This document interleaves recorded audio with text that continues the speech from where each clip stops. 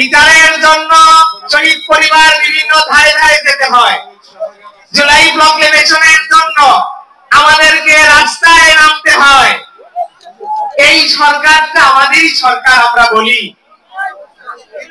এতগুলো শহীদ ভাইদের এবং আহত ভাইদের রক্তের উপরে পা দিয়ে সরকার ক্ষমতার মসনদে বসেছে। শহীদ এবং আহত ভাইদের এবং দেশের সংস্কার করার জন্য। তাদেরকে বাংলার জনগণ এতগুলো মায়ের সন্তান জীবন দিয়ে রক্ত দিয়ে ভোগ বিলাসিতা করার জন্য ক্ষমতার মসনদে বসায়নি।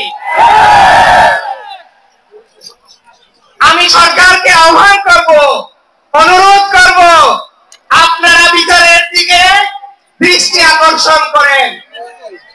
আপনারা অতি দ্রুত এই জুলাই প্রক্লেমেশন দেন, শহীদ এবং আহত ভাইদের পুনর্বাসন করেন।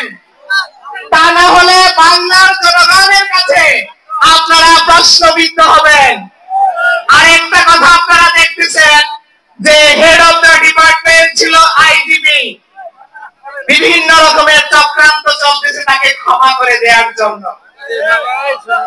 আইজিপি যে পুলিশ বাহিনী এতগুলো মায়ের সন্তানের উপরে গুলি চালিয়েছে, আমি সবসময় যেটা বলি, একটা হত্যায় যদি একটা পুলিশ জড়িত থাকে তাহলে 2000 হত্যার জন্য 2000 পুলিশকে গ্রেফতার করার কথা ছিল। একটা হত্যায় যদি 2টা পুলিশ জড়িত থাকে অথবা হেলমেট বাহিনী জড়িত থাকে তাহলে 4000 গ্রেফতার কথা ছিল।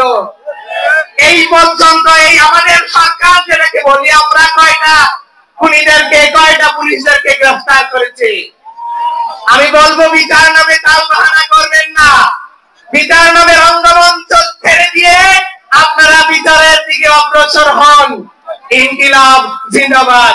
আসসালামু আলাইকুম।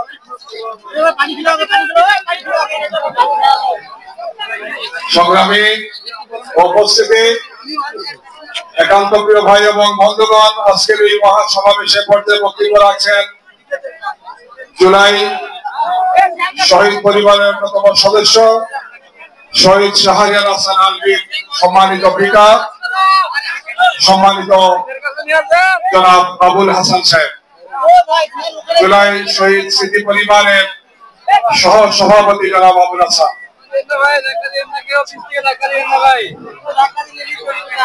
ধন্যবাদ। আসসালামু আলাইকুম ওয়া রাহমাতুল্লাহ।